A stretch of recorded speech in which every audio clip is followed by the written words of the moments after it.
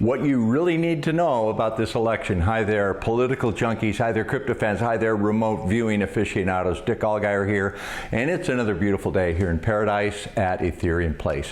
What you must understand is that this election equals theater. Yes, a theater of the absurd, a distraction to keep you occupied while momentous things are happening. Now, I'm old enough to remember when elections actually involved political ideas and policy. That would be debated, that would be pondered, and that would be the basis of people casting their votes on political ideas and policy. Well, that's no longer true. Now, what we have are personalities. We have cults of personality. I like this guy's personality opposed to that personality, joy and change and hope and all that crap. Okay.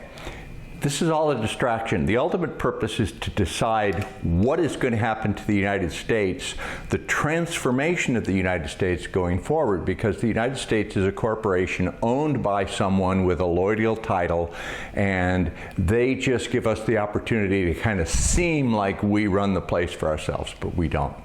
We're at a point in time where no data can be trusted. Let me say that again. No data can be trusted. A couple of examples. They had a jobs report came out where the Biden administration said, oh, our jobs numbers are so awesome. We created more than 1 million jobs.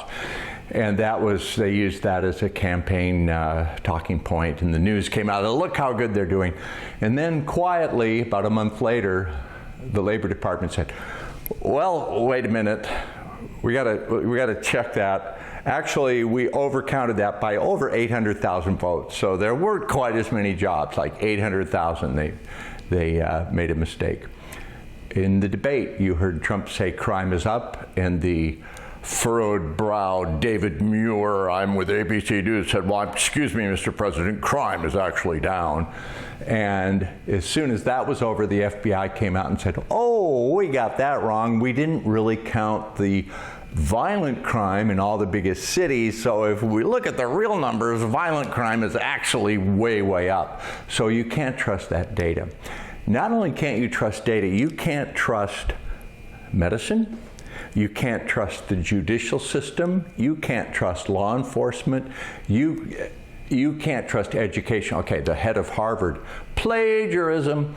You're losing trust in every institution by design. What you're really not going to trust is the results of this election. Half the population is going to throw a conniption fit, which either way it goes, and they're going to use lawfare, probably street warfare, a number of things that we've seen in our remote viewing, and you can see that at futureforecastinggroup.com. We also did a really interesting three-way interview with one of our founders yesterday with our fabulous source who only goes on our private site. We had a 2-hour intense conversation about the really big topics, and that's up at the founder level at futureforecastinggroup.com. But back to where we're going here. This is a free segment. Half the people aren't going to accept this vote. What they're going to tell you need is like, well, this voting thing is kind of broken. It's like, should illegal aliens get to vote? Like, they came here, why not let them vote? Should people without ID get to vote? Why would you need ID to vote? Just let them vote. Shouldn't you be able to mail in your ballots? Shouldn't dead people be able to mail in a ballot? Shouldn't people who no longer live in a district? It's like, it's broken. Well, they need to unbreak it. How are they going to tell us they're going to fix it? What they're going to tell us is you're going to need biometric authentication with your vote cast in a distributed ledger blockchain.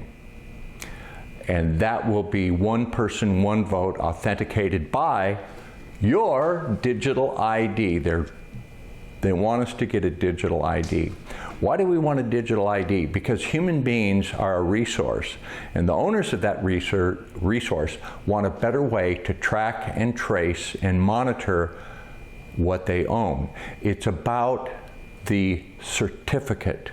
You as a human being have a certificate of ownership called a birth certificate. And the owners of that certificate want to be able to trace you through your digital ID. So they're bringing all this about so that we will accept that.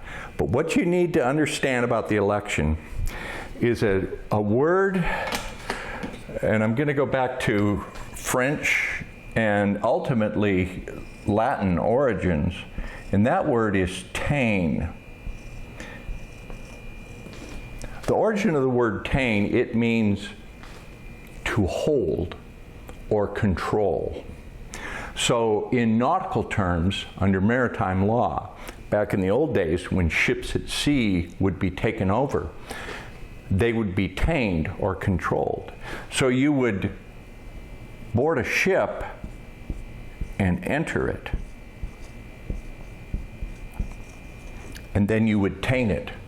To enter, tain, is to board it, seize it, control it, and guide it.